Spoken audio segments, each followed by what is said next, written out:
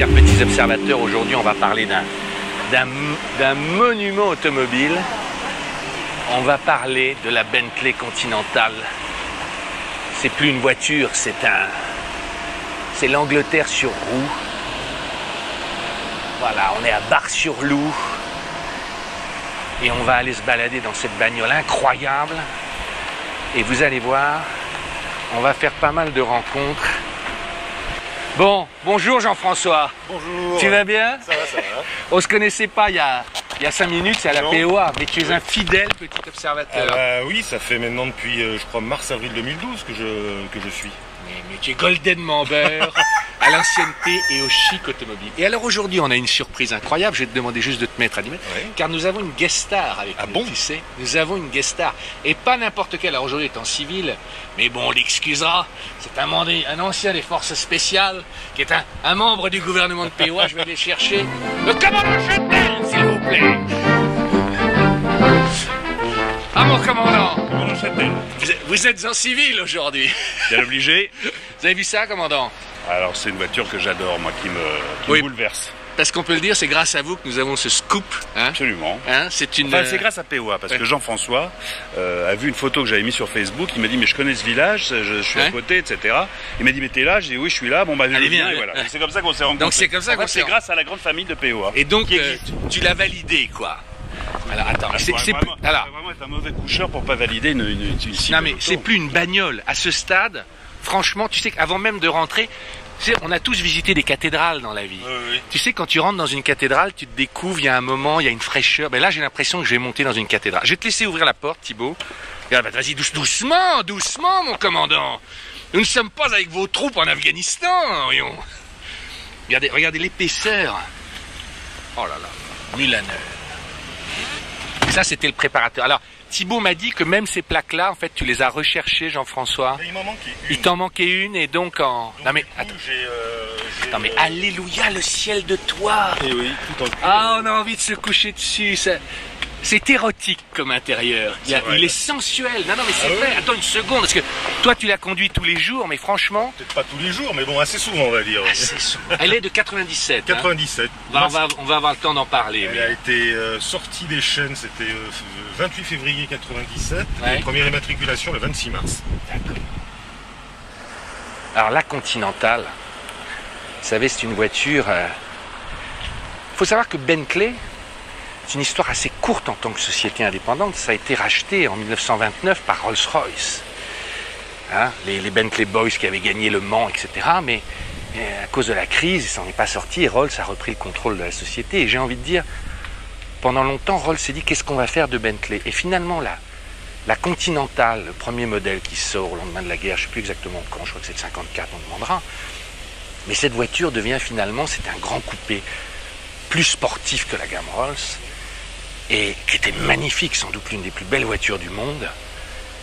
Ça a défini l'identité de Bentley, qui était par rapport à Rolls-Royce plus sportif, moins, toujours tout aussi luxueux, mais un petit peu moins carrosse pour faire des voitures comme ça, très. Attends, une seconde, je vais pouvoir avoir un plan du haut. Franchement, quelle ligne, c'est plus des bagnoles, regardez ça. Oh là là. Bon, allez, trêve de bavardage, Roubody, tais-toi. Montons à bord. Je vais te montrer quelque chose. Ah, montre-moi. Formidable. Tu as 2 poignées pour ouvrir la porte. Ah ouais. C'est pour le passager. C'est pour le passager. Voilà. Énorme. Alors attends, parce que c'est toujours. Et c'est vraiment avec la Continental que naît le particularisme Bentley, j'ai envie de dire. Enfin, qui lui laisse un terrain d'expression qui est la GT sportive de luxe, dont celle-ci est l'héritière, quoi. Ah ben complètement. Voilà. Et dont la Continental actuelle, qu'on connaît, je mettrai les photos, est aussi l'héritière, quoi. Oui, d'une certaine manière, ouais, mais elle porte le même nom. Elle porte le même nom. Maintenant, on est... Enfin, après, c'est peut-être plus la même philosophie. Moi, je sais que je fais un avant 98, un après 98, quoi, au niveau des...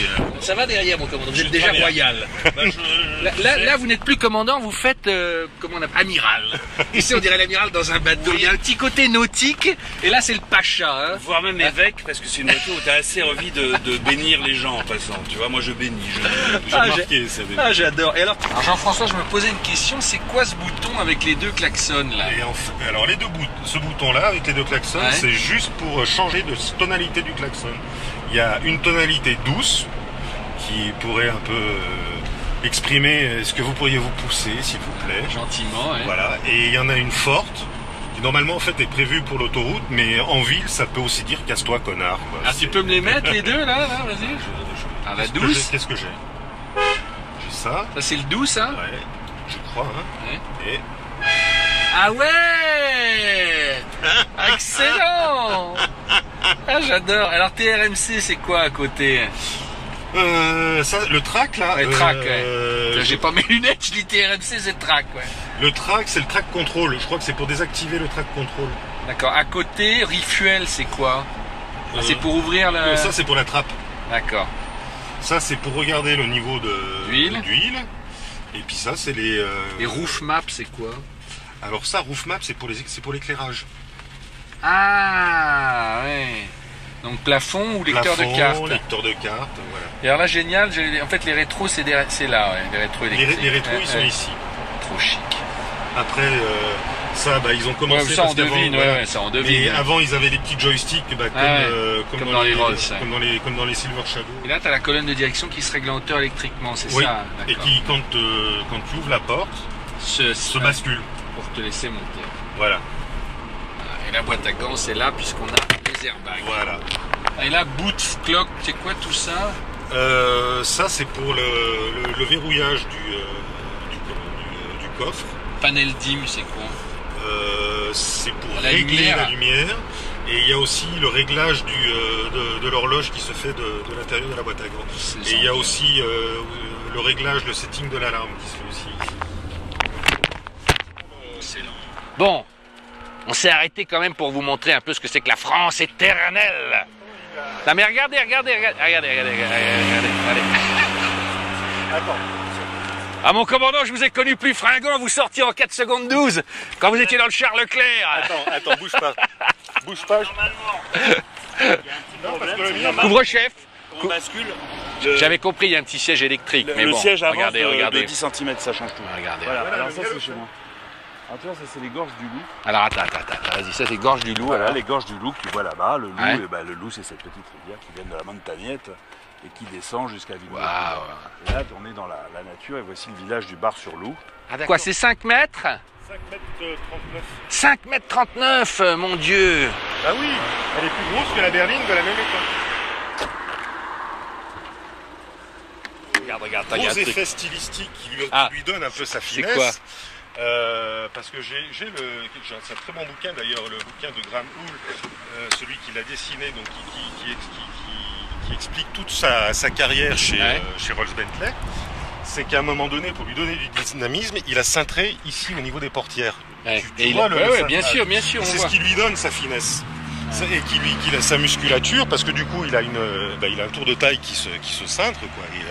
Et après il a toute la tension au niveau des ailes qui est soulignée par la ceinture de caisse ici et qui lui donne toute cette dynamique. La malle, tu sais, là aussi c'est là on voit.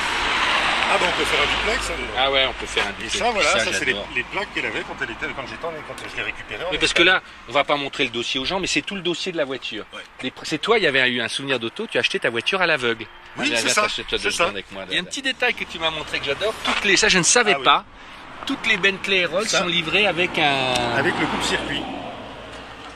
Et tu m'as dit, parce que les gens savent qu'on roule pas beaucoup avec ces caisses. Ah bah voilà, c'est souvent c'est des voitures qui restent en gardiennage. Alors, c'est comme chez Porsche en fait. On a toujours le contacteur à gauche. Regarde comme c'est fin. C'est drôle parce que cette voiture, tu vois, elle est incontestable. Quand je dis incontestable, par rapport à sa promesse et à la réalisation, tout est parfait. Tout est, de temps en temps, tu as des... Là, elle est, en plus, vu comme tu l'as restaurée, mais elle est incontestable. Voilà. Et avoir tous ces manos, là.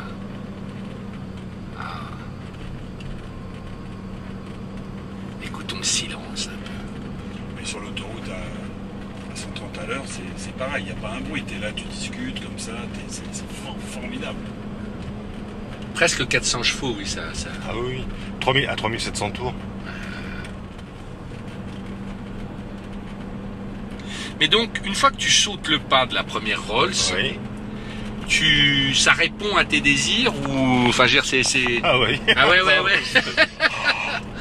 Je repensais à toi, j'ai dit, quand je suis fait pour rouler en Rolls, je dis mais il n'y a pas, mais comment je...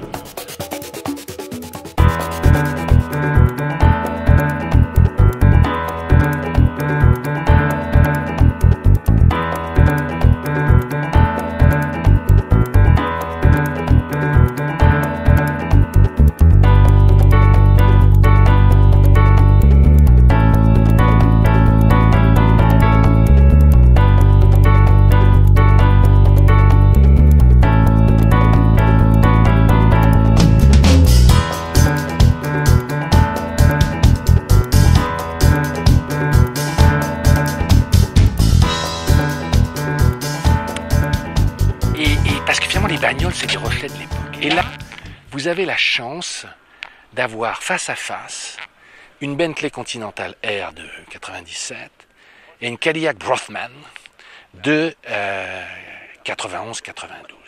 Ces deux voitures complètement atypiques, ces deux philosophies qui ont l'air très éloignées, et pourtant, ces deux gros V8, presque 400 chevaux ici, 380, celui-là je sais pas combien il en a, mais c'est à peu près la même puissance. Et ces deux voitures qui distillent un plaisir de conduire, un confort, un watté que j'avais pas retrouvé depuis très longtemps, dont les Jaguars se rapprochent, dont certaines Citroën, mais c'est divin. Et voyez-vous, c'est ça qui est génial. Les deux possesseurs, que ce soit Jean-François, qui a la Bentley, et Bertrand, je les ai connus grâce à POA.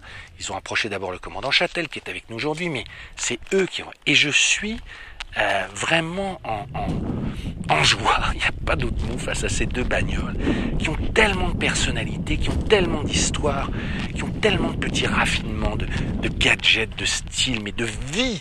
C'est comme quand vous rencontrez des gens, des personnes qui sont merveilleuses. Ben voilà, je suis en admiration. Et alors c'est drôle parce que là on a vraiment tout le British style, voyez-vous, faudra l'ouvrir ça qu'on regarde, tout voilà, vous allez vous allez découvrir, elle va nous raconter l'histoire, mais et puis là vous avez toute la démesure ricaine. Voilà, on passe, et pourtant au fond c'est la même promesse mais dans des styles différents. Je les adore. Et c'est très drôle parce qu'on a déjeuné avec les deux propriétaires et ils sont raccords avec leur bagnole. Ils ont cette générosité, cette fougue presque. Regardez ça aussi, ça. Si c'est pas chic ça d'avoir le petit logo Cadillac là. It's a Cadillac. Ah, j'avais pas vu les... Ah, génial ça, regarde ça, c'est trop bien ça. Ah là là. Regardez. Comme dans les roses, regardez ça aussi.